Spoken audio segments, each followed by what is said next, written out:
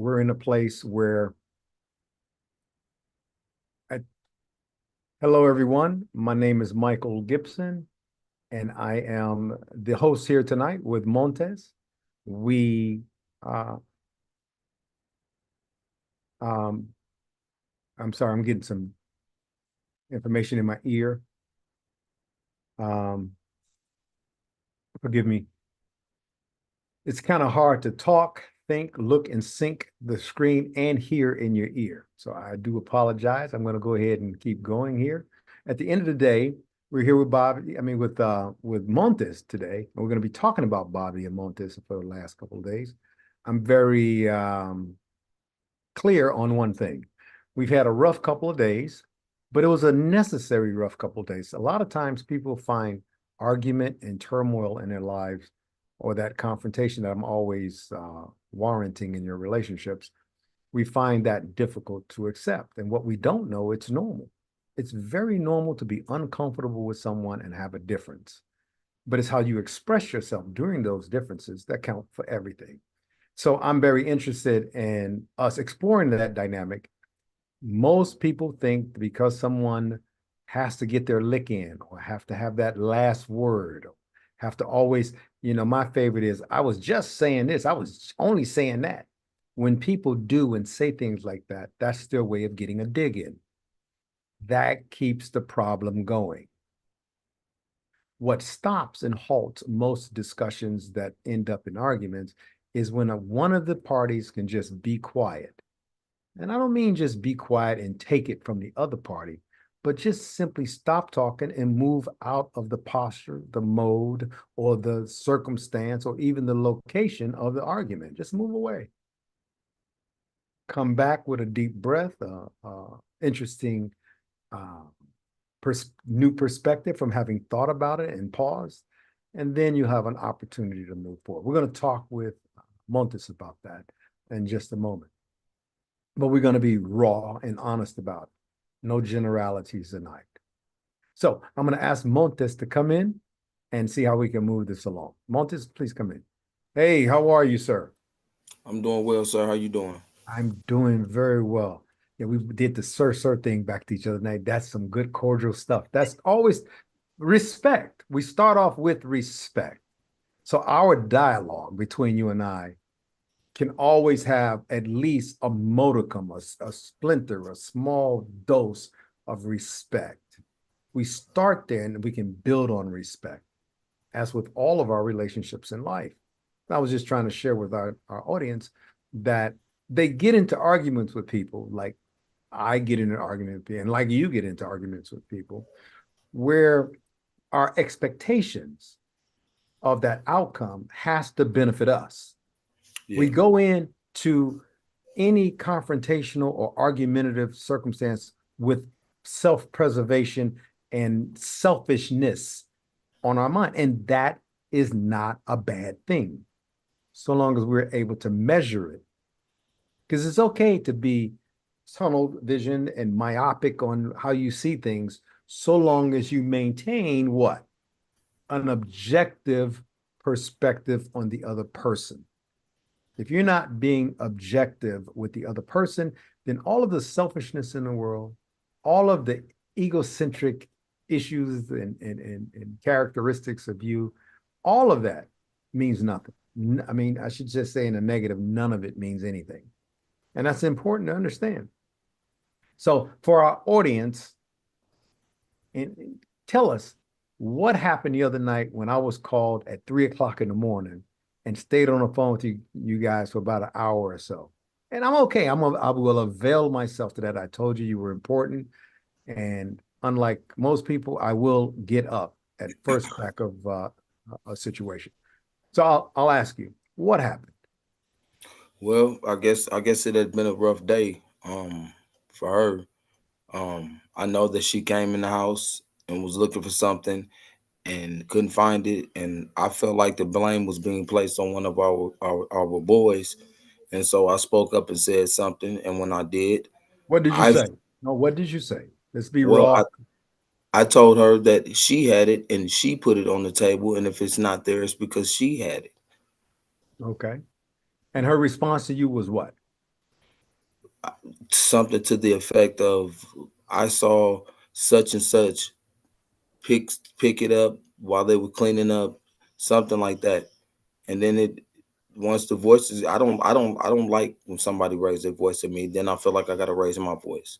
So I What raise, can I call you sir? Can I call you sir right now? if you wish. Okay. Listen, sir. Wouldn't it have been nice if she had said sir to you in that moment? Not necessarily the word sir, but invoking what? Respect. Right. What could she have said to you in that moment without raising her voice to make you feel like she was respecting you? What could she have said different? I tell you what, let's use the word you just used, sir. Okay. Had that word, even though I'm not that way. I don't require that. Okay. But had that word been used, it would have threw me for a loop first. That loop would have made me pump my brakes. You And I mean you probably, mean it would have disarmed you, is what you're saying? yes, Oh, there we go. There we go. yes, So let's say she didn't use sir, because that's my word to you, because we two men talking. So I'm gonna sir you, you sir me back, and we're good. yeah. Your wife, If what it could she was have said different to you? if it What's was a her love pause, language? Tell me. if okay, so I'm once again, I am not the one that, I don't control thoughts or control movement. I don't do all that stuff, okay? Because I don't, Okay. ain't nobody doing it to me. But had there been a little pause and then a different approach, What if she meaning says sweetheart or honey or listen, love? What if she said something like that? Would that have made you feel more respected? it would it because it would have made me do the same in return. It probably wouldn't have been an argument then because the approach was totally different. Oh, so you recognize that. Yeah, I This do. is good that you recognize what it takes to at least build a basic foundation of communication. Yeah, Respect. I think if you start everything in life with respect, you'll get out of it what you're at least aiming for. And if you don't get out of it what you're aiming for, at least you'll get close. You'll be on the right path. So, so if you start out with respect, especially for your wife, and her especially for you, notwithstanding one thing, we all have bad days, Montez. We're going to get more into this conversation, but I want to say we all have bad days. But you're recognizing right now, because I'm not sure if you recognize it then, but right now you're recognizing that she had a pretty long day and she was like spent, I believe, just based on your conversation with me from the other night as well as today. On that call with you, when I was on the call, you disrespected her many times. I yeah, heard you with my own voice, my own ears, and from your voice. I'm trying not to bring all that up right now. What I want to yeah. bring up are the highlights, if that's okay with you. Hmm. Okay. The highlights, you said some pretty terrible things, and I know why. I'm not justifying what you did, but I know why. When someone step up to you, what do? I'm stepping up. There you go. That's all you know. That's all you know. You don't know anything else. Most men don't know anything else, don't step up on me unless they have such a high level of respect for their significant other, their wife, their girlfriend, their fiance, their mother, their sister, or any woman, if they're a man. If they have that basic respect, and even sometimes a more advanced form of respect, where no matter what her posture is, you're still a man. You're going to probably be able to overpower her in any kind of circumstance, oftentimes verbally or physically. Not that we wanted to ever get physical. So you have to know your boundaries when it comes to your wife. She's not some chick on the street. She's your wife. Whole nother level. So, but you who don't have a lot of practice with women stepping up on them, I don't think many women ever stepped on you, have they? No, no, no. Exactly. So you know only what you know, and it doesn't make you wrong. It just makes you not as experienced as you should be practicing how to respect your wife? Because respect normally, and we're going to get to the good part in a minute. We're just on the bad part now so we can paint a picture. Respect should always be the number one priority in any communication between any human beings, period. We're having fun because we're two boys sitting out having a beer, or I'm playing with my child. I'm going to respect their persona, their little people, and my wife. I may hate hearing her voice that moment. I may hate that she wants me to do something, honeydews and all that. I may hate the fact that she kind of whines a lot. I may hate all of that, but she's still my wife, and I have to give her that respect. But here's the good part. And I didn't make these rules up. And I normally joke with people when I say this, but this time I'm dead serious. I did not make up these rules. These were here thousands and tens of thousands of years before I got here. The tradition of male, female, wife, husband, or matrimony today. Because, you have female, male, female, males who were a female, females who were males, now married to females. You have all kinds of matrices of the relationship of marriage now that's acceptable by the law and in society. So it just isn't for biological men and women. But the way it normally goes, if a woman respects the home and the man as her king, she also assumes the role of being the queen, which demands respect and that role as well. And they're called exigent circumstances. Being exigent is being very demanding. Yes. And I want you to understand, when you're in a relationship, there are certain demands placed upon you. And I'm saying this to you just as one brother to another. You could be white, black, blue. I would say this to any human being on the planet. If you don't have respect from her, it reduces your capability to respect her. I heard a comedian once say, I love listening to comedians, but I heard a comedian once say, he says, and I'll save it for in a few minutes, because I want to share something else before I go to the funny part. She is supposed to respect you as a husband first. I know it sounds kind of lopsided and unfair. A man, okay, I got to tell you, a man tells a woman a lie. He says, hey, I've been out with the boys, hanging out, having a beer. Nah, he was really down the street, smoking a blunt with the neighbors. Women can tell deeper lies than men. I mean, they can crush men with their lies. Like, that's your baby. You get whole different kind of lie. And it makes me laugh, and I always laugh about it because it's true. Women have such the depth. Because when you're betrayed by a woman, that's why they have these phrases like there's no such thing as like a woman scorned, because it hurts you and it cuts you deep. Yeah. Their mouth, just to call you're an inadequate man. You can't even make love to me well. You don't talk to me anymore. Whatever. And I've heard it all. It cuts a man deeper than you saying, shut up, leave me alone. Why?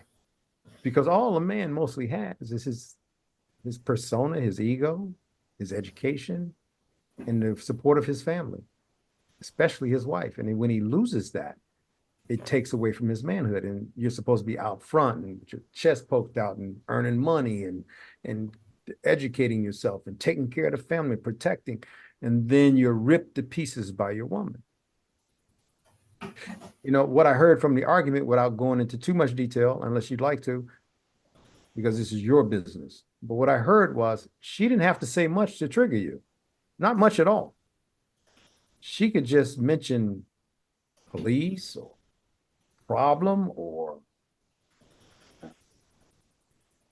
if you don't love me, I don't love you either, or something like that. She just said basic minor things and you went off. because it comes there's this thing called an accumulative effect. And the accumulative effect is over time. It just builds up and builds up and builds up until it just doesn't hurt. It destroys you. So unless you guys start out with respect, you and I started this conversation calling each other sir. You deserve to be called sir.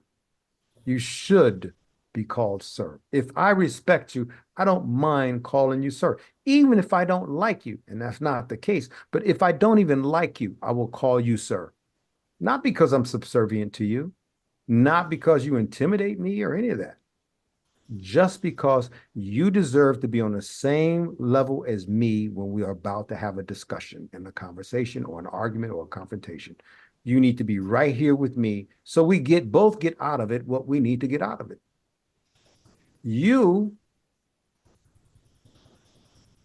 I'm going to insult you, but in a constructive way. And I have to be honest. You are a terrible drinker. Bro, yeah. I wish I had recorded the call the other night, and I didn't because this was your personal business, and I'm a very by the book kind of guy when it comes to being, recording people. I don't do that. But if you had seen yourself what I saw, you were nasty.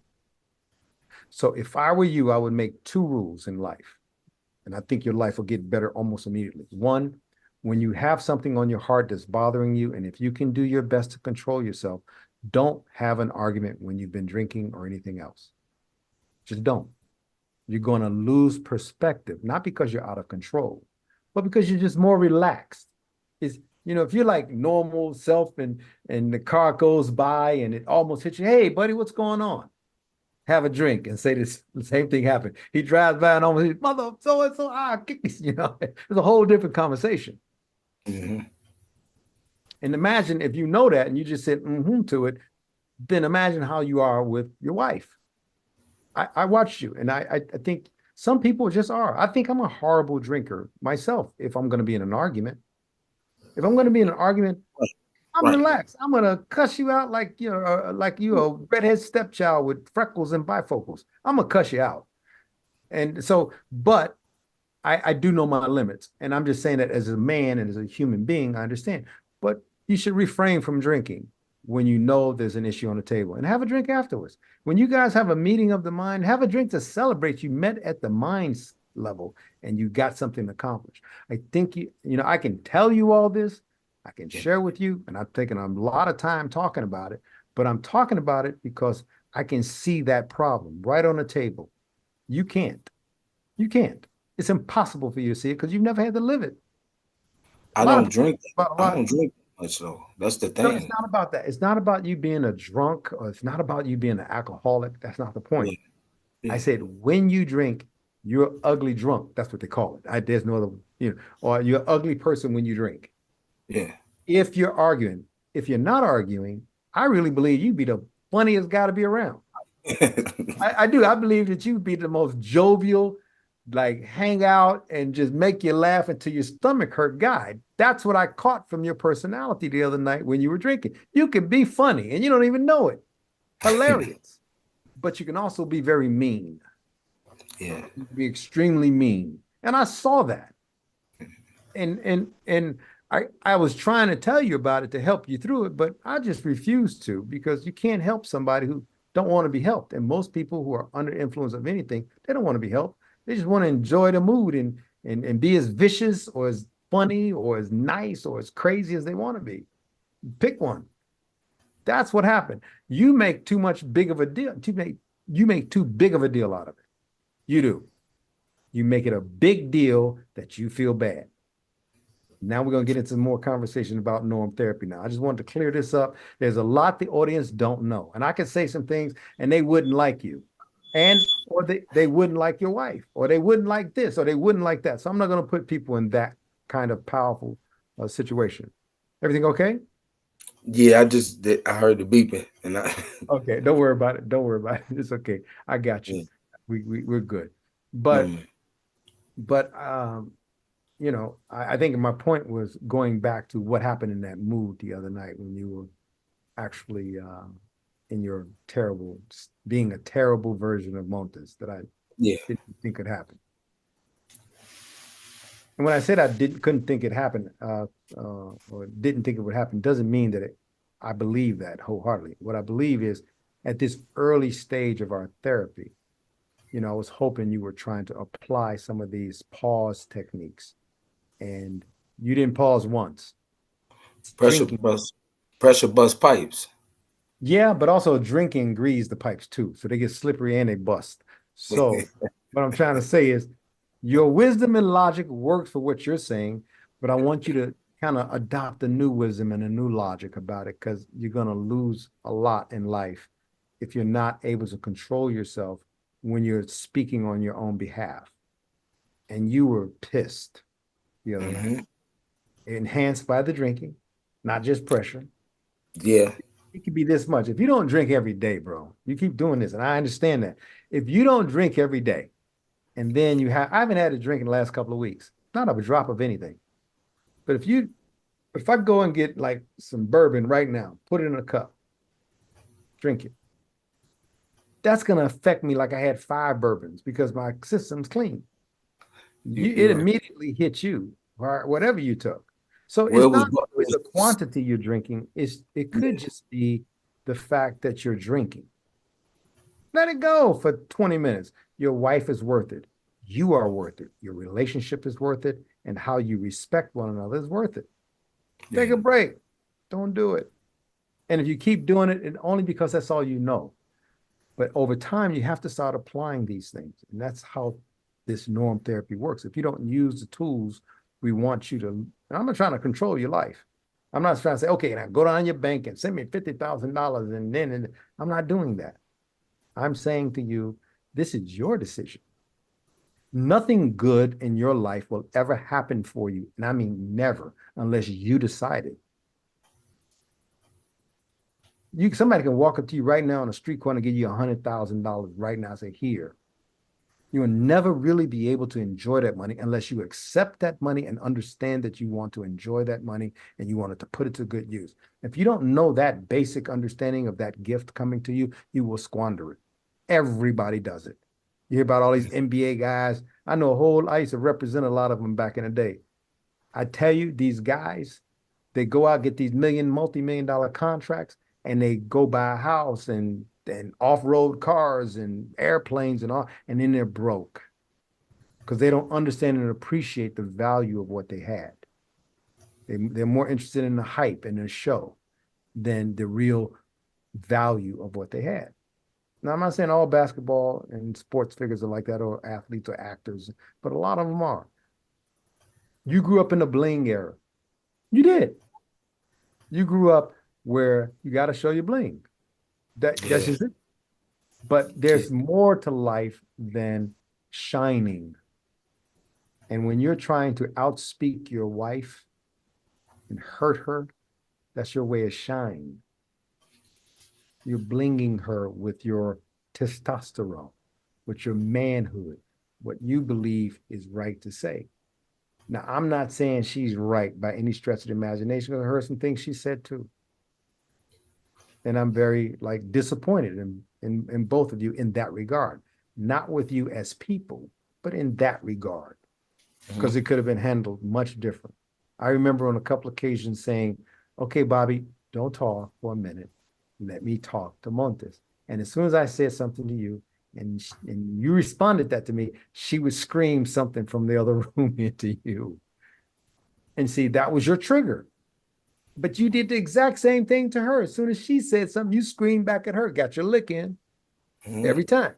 Now, was any progress made? Any whatsoever? I feel like I'm gonna tell you why I feel like it was.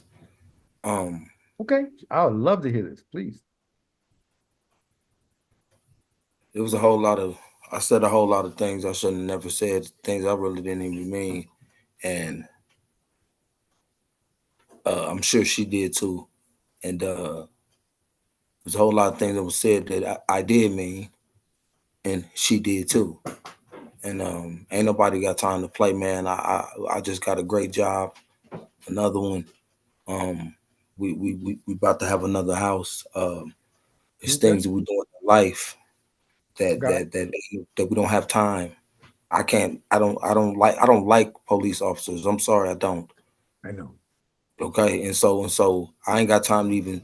I see you in the street, chuck up these deuces, and that's it. I don't have nothing. I have nothing against you, but it's like, man, Gang you ain't. sign, Chicago, Midwest. There you go. Yeah. Uh-huh.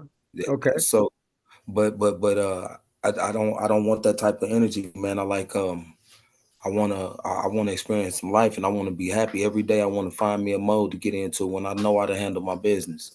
I don't want to be bothered. You I, know, and that's fair. There's nothing that matter of fact, that's your new mantra, I think.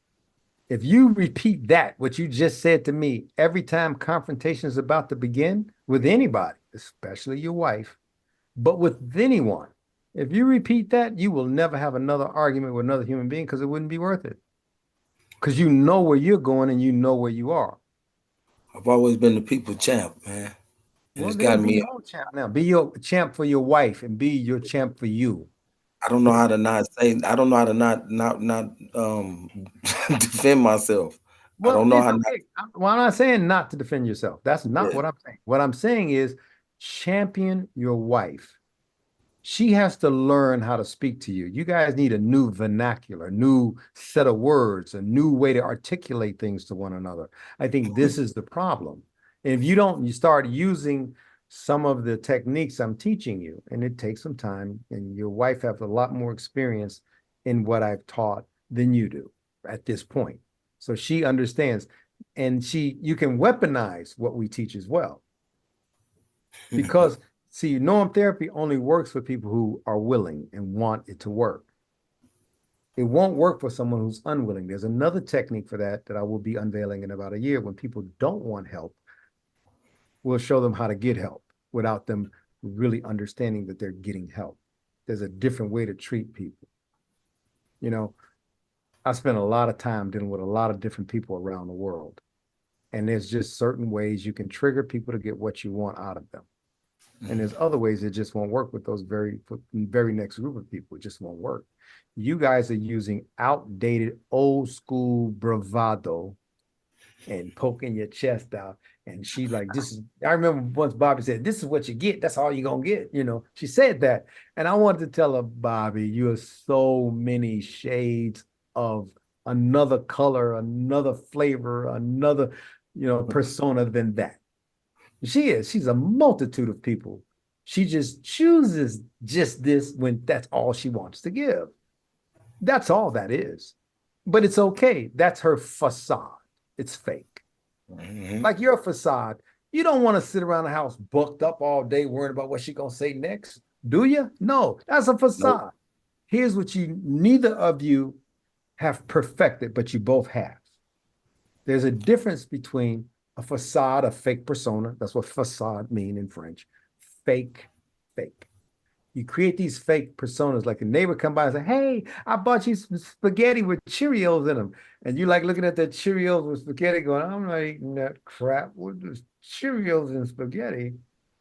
But you put on a smile like, "Oh yeah, sure, great." Give them some perfunctory behavior, like like yeah, sure, we do it all the time. We eat spaghetti and Cheerios all the time, and you can't wait to dump it in the trash can later.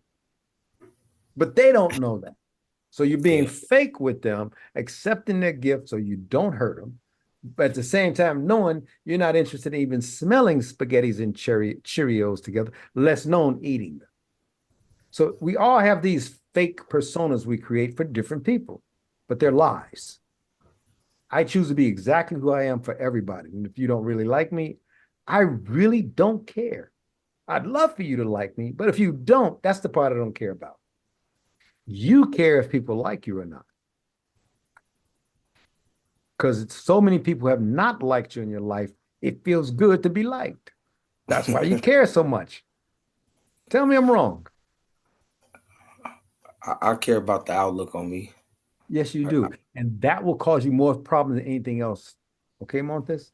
It will, if you're so busy worrying or caring about what other people think of you, you'll never even understand you. Only thing that matters in life about thinking about you are the people who love you and who have support for you, care for you, and are there for you. Those are the only people you should care about on the planet, or your boss, if they like me enough to give me a job or a new position or a promotion. And then that like can go too far because that turns into ass kissing. So we don't want that ingratiating either. But at the end of the day, you don't need approval from anybody. You don't need them to like you at all. You just need to be a likable guy. Whether they like you or not, being a likable guy is their business. It has nothing to do with you. Most people stunt their own growth. They stop all of their progress to wait on someone else's like of them. That's why the sickness of being on the internet today with people on these phones all the time, they're looking for likes, and it's dementing their brains. They don't even know it because they've conditioned themselves to make that phone and all of those different texts and all that scrolling a part of an extension of themselves. So what are you doing when you argue? What are you doing when you are triggered so easily? What are you doing when you're waiting for somebody to tell you if you're liked or not? Or you worrying about if they're gonna understand you or participate with you or include you? What are you doing? It's just like you having an extension of yourself, making them that extension. That's called a facade. It's all fake. What's real? You just said you have a new job coming up that you're taking over. I'm pretty sure it's a caseworker thing, right? Yeah. Okay. That's a serious gig because now you have to sit in front of people and provide them things. And maybe not a lot of counseling yet, but over time, after you're trained and you learn, you'll be able to counsel them on the circumstance they're in to work their case. And I think that's a very solid thing, but it's dead serious. Now, what are you going to create for that? You can't create a facade for that because you're dealing with real world issues, real people, real circumstances, real money because you're getting paid for it, and real responsibility. So what normally happens is another thing that you need to become very familiar with. It's called an alter ego. You have facades, which are fake. You have alter egos, which are real. They can stay with you a year, normally they're long term, or they can stay with you the rest of your life. You need to create an alter ego, Montez, so it can absorb the life you're about to embark upon, especially in your professional environment. And I'll show you an example. This is the one I use a lot. I wrote a couple of articles on it, facades versus alter ego. Matter of fact, you should be able to find it on the internet somewhere on Medium or somewhere like that. But facades versus alter ego. A facade is fake, alter ego isn't. An alter ego is like this. You know Batman, right? I know Batman. Who's Bruce Wayne? Who's Bruce Wayne? Yeah. Bruce Wayne is Batman. You're right. But Bruce Wayne is a chill, rich dude getting everybody he wants, Yeah. being a playboy, having fun with his butler and carrying on. Yeah. That's Bruce Wayne. Right. Batman, that badass that go out at night and he beat up on criminals and do all kinds of other heroic things. Those are the same guy, two separate roles. One is himself and the other one is his alter ego. You need an alter ego. And once that alter ego can step in away from Montez, and we'll call the alter ego badass. So let's just call him badass with respect. A badass with respect. You ever watch a movie where there's this quiet guy? He's a badass. Nobody really bothers him. But if you step on his foot, and it's okay, he'll say, hey, excuse me. But if you step on his foot and you start twisting your foot into his foot, he's gonna whoop your ass, right? Yes. Exactly. So his alter ego is that quiet persona. That's his thing. He probably at home, the funniest guy with his kids, hanging out with his wife. His wife said, you get out of here, get out of the kitchen right now. Go, okay, baby, it's okay, I got you. Now he can whip 10 guys' ass, but his little old wife said, get your ass out of here. I don't want you to mess with the apple pie. Get out of here. And he goes because he respects his wife. And she can say that to him. And she don't mean to hurt him. She's being diminutive. She's being like jovial. And get your ass out. She don't take it as an insult. But right now, without your alter ego, somebody said, get your ass out of here. I'm trying to cook and clean. You're going to take that as I'm going to whip your ass. You're going to what? You want to whip my, you get it? It's a confrontation. Mhm. You got to create another persona, and I'll help you do that, your alter ego, and I'm helping you define it now. The serious part of you that requires that you give respect first. And if you don't get respect in return, then you don't owe anybody respect, but you do owe the circumstance a level of being cordial in that circumstance. You don't have to respect, but you don't have to be unruly or nasty.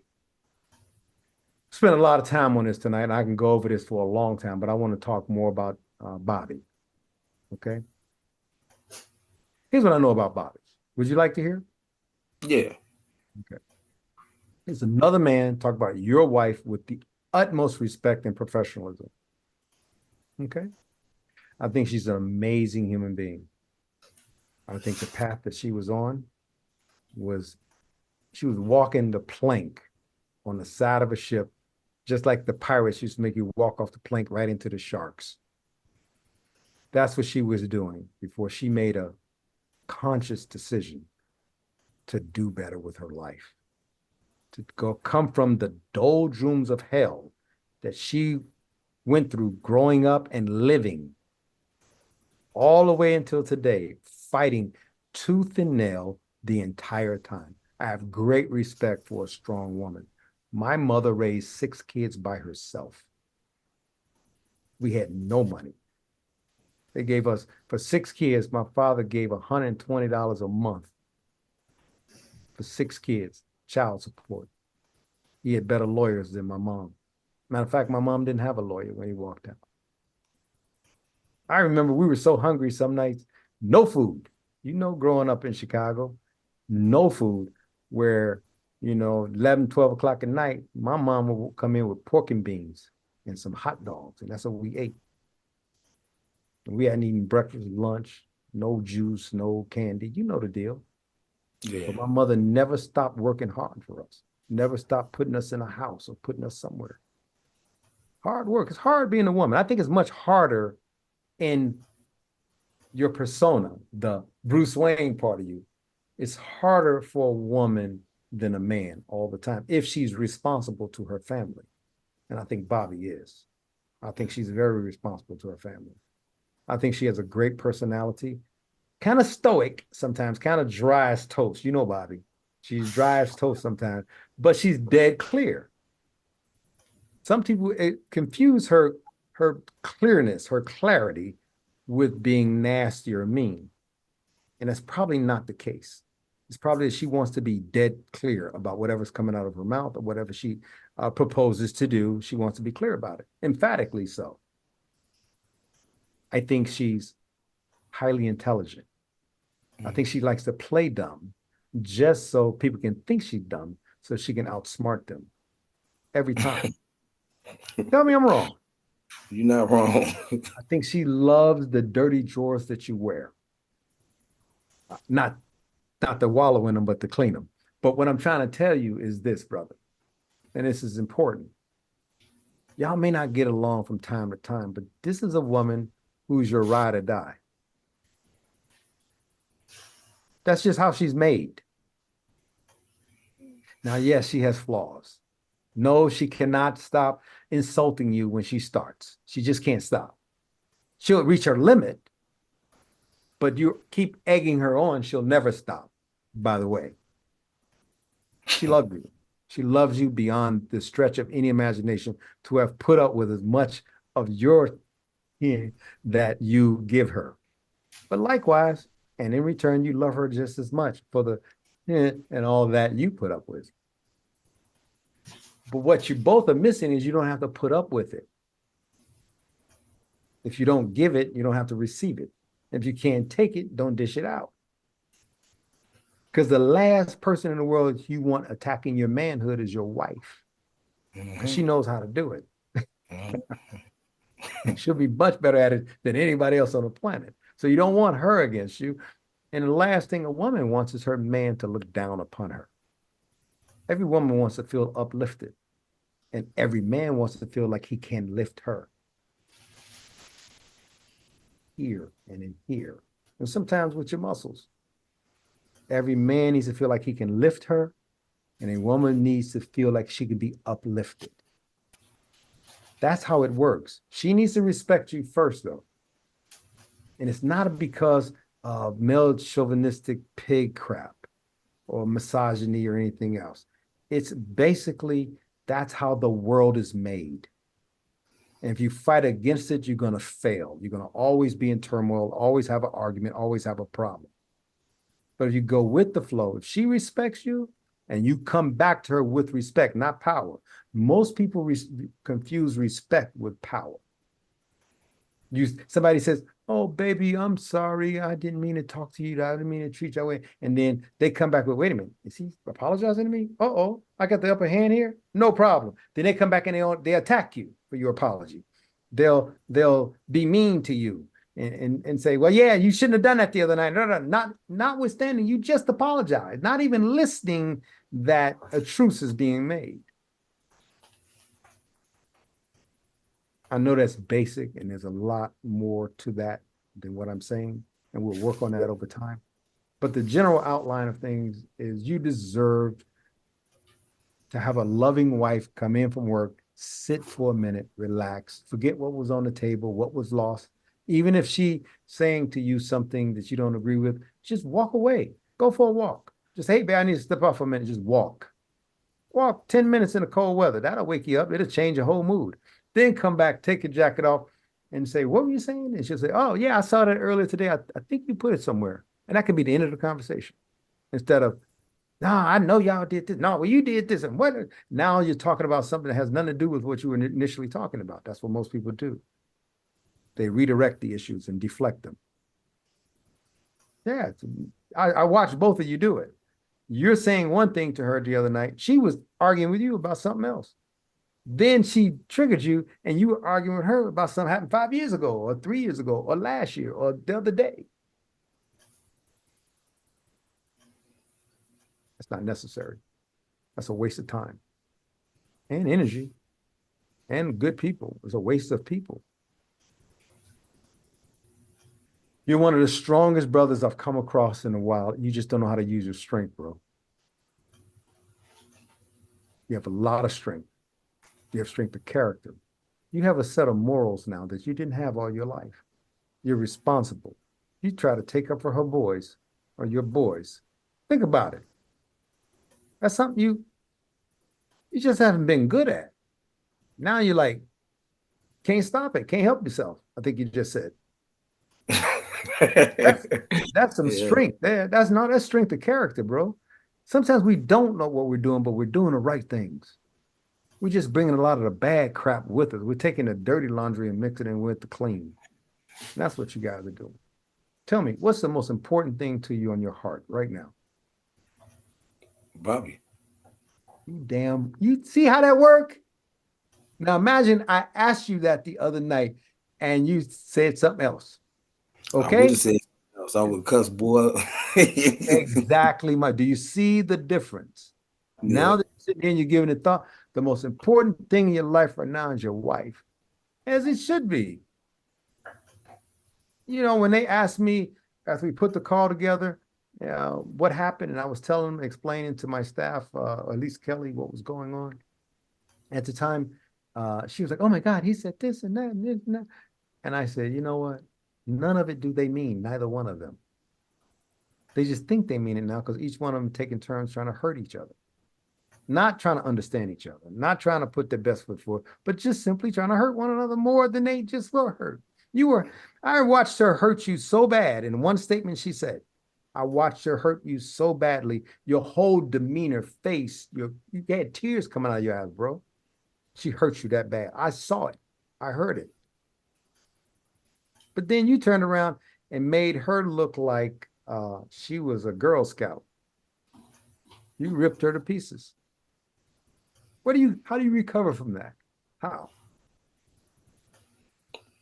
You're a good brother. You're a good brother. You need to tell yourself that before you open your mouth to speak. Good brothers don't do that.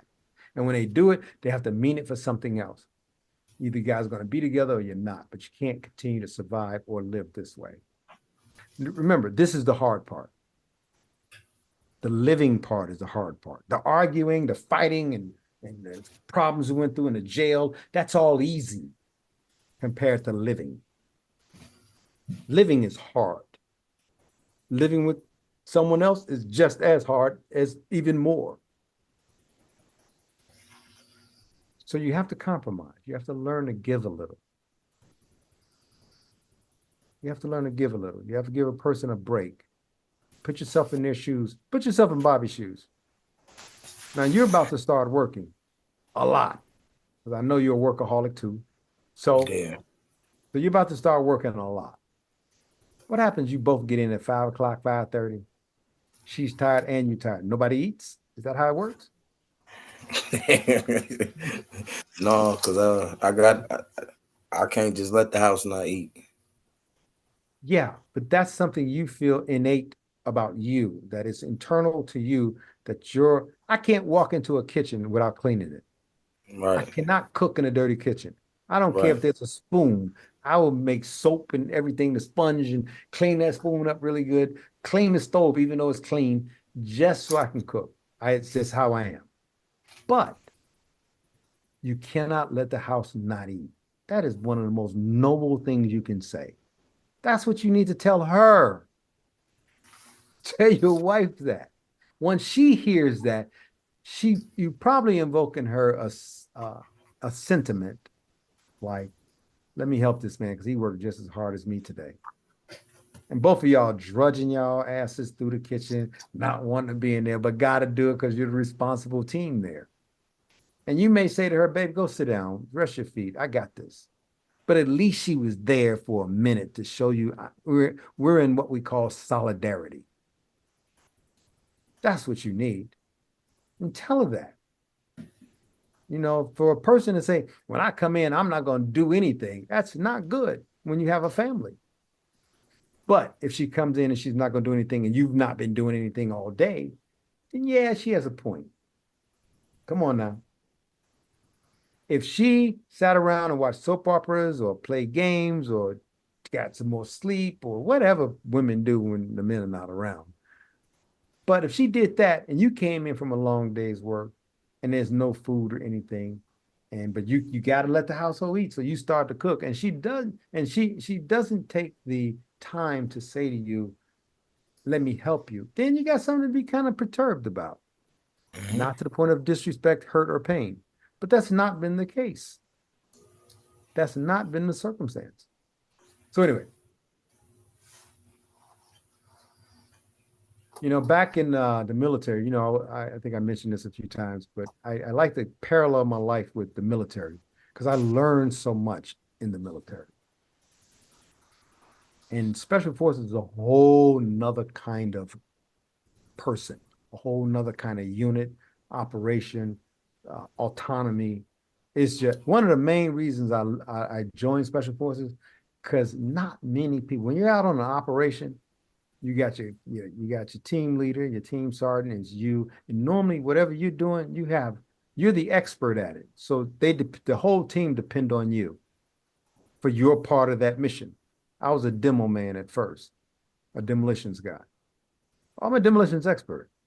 and and so oh, yeah, I know a lot about a lot of things, but also scuba.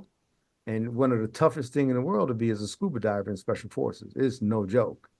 Go down to Key West back in the day. I don't know where they're doing it now. And then we went out to Mott Lake, which was like the SOT area, the Special Operations Training Area for Fort Bragg. It's about 20 miles outside of Fort Bragg. But we went out to Mott Lake and swam in like this. It was the toughest thing I've ever done in my life. Let's just put it that way. Special Forces Scuba School is the toughest thing you'll ever do. And when I graduated, because blacks can't swim. When I graduated, there had not been a black U.S. Army soldier graduate from Special Forces Scuba School since 1966 when I graduated. And I'll tell you, it was a very prestigious honor back in the day. It taught me something I didn't know before, that I can actually do this tough, crazy stuff that most people on the planet couldn't even think of. And it didn't come by difficult. And I guess all the ass beatings I got as a kid and all the tough, rough neighborhood crap, bullying and I never was bullied. I can't lie. Nobody's ever bullied me in my life. But I saw it happen, and I fought a lot. You got all of that within you, bro. You had to be around some roughneck, crazy ass people in prison to be to be sitting here in front of me right now. You don't have the same experiences I have, and maybe there's no nobility in some of the things you've done, but maybe there's a lot of nobility in other things you've done. Because I know some of the things I've done in my life have been very noble things, and other things I've just was just crazy as you, just as crazy as you. But I can guarantee you one thing: you have the experience or knowledge to build on. Most people don't have it. Most people walk through life with their head up in the clouds, and they're getting beat every day. Their husbands are beating them, their jobs are beating them, their societies are beating them. They're just getting beat.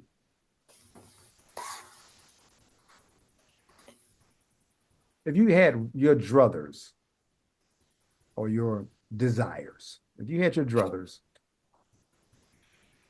what would be the one thing you want more than anything else in the world other than Bobby?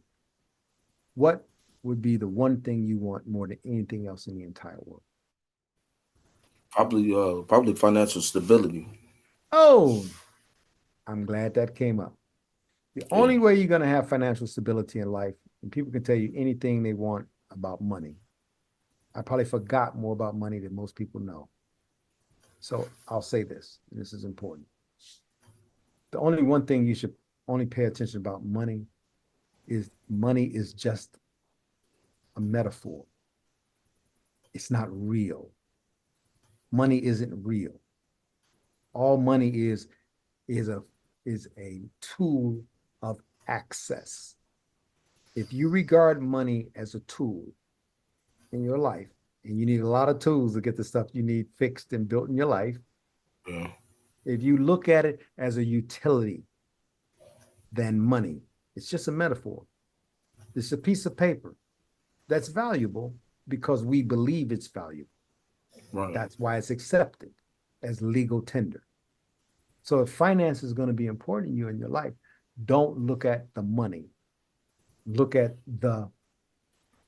before I say it, just listen carefully.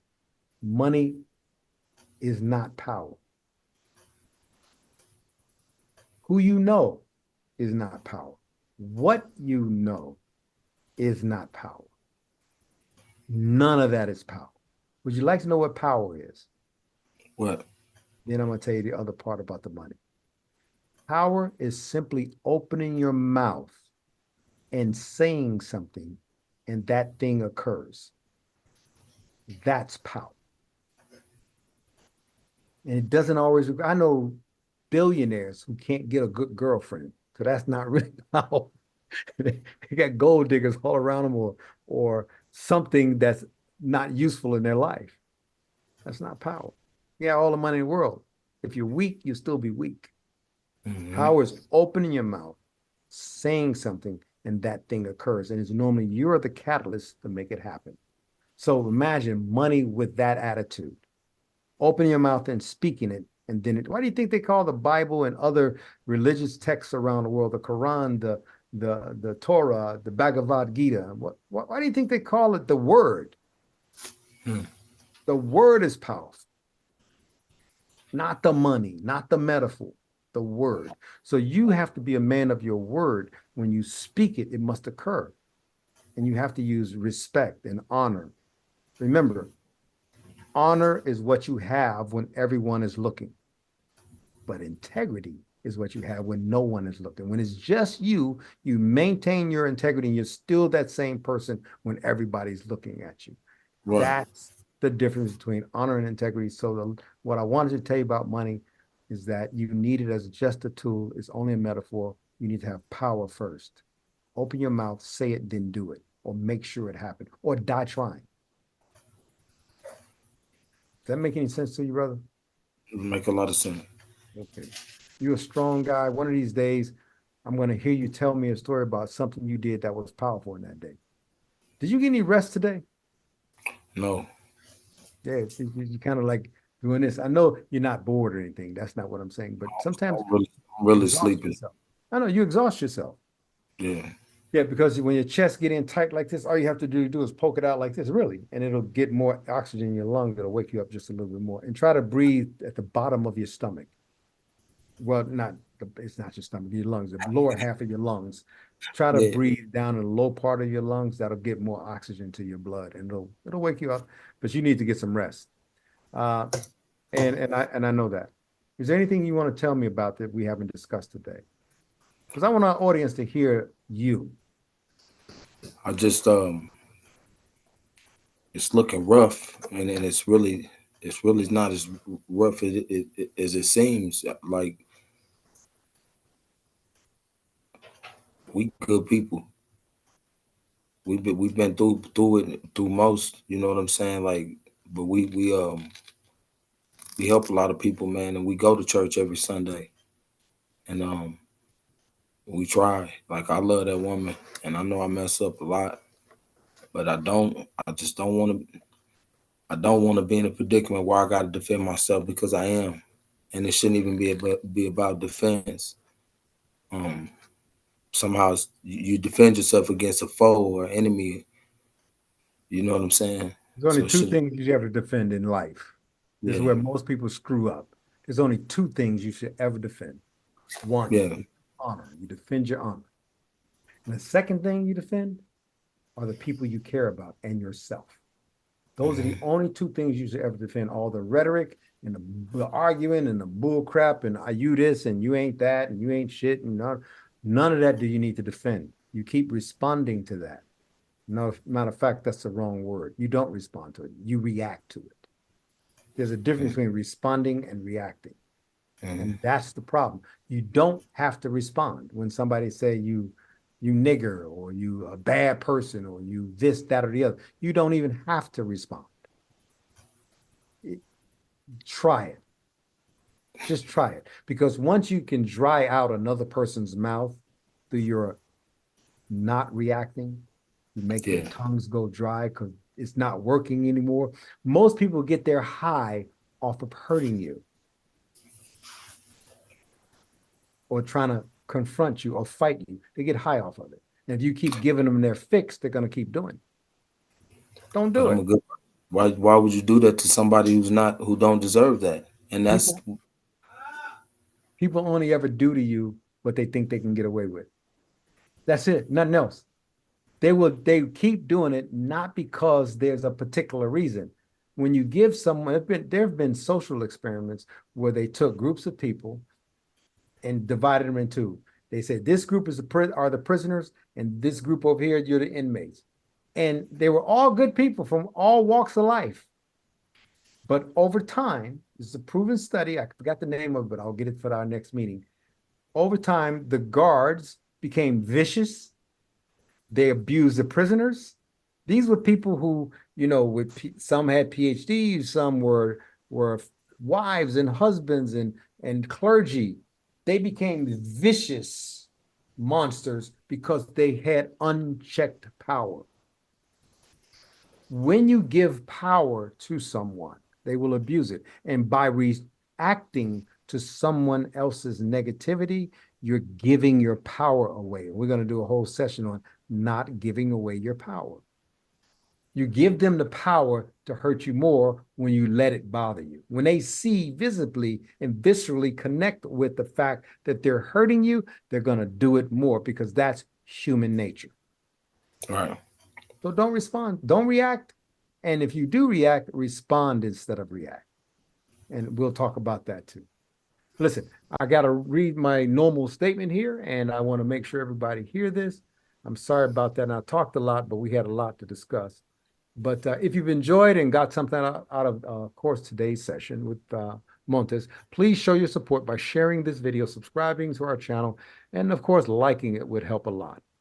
Our next therapy session will be on Sunday, February 4th at 6 p.m. Eastern Standard Time with myself and Bobby, of course, Montez's wife. Please go to arrow.org, go arrow, forgive me, GOARO.org, and normtherapy.com and explore opportunities and seek help for yourself or someone in need of our services. And if you'd like to become a norm therapist, It's not easy, but it's a lot of fun, and you meet some great people and you learn a lot.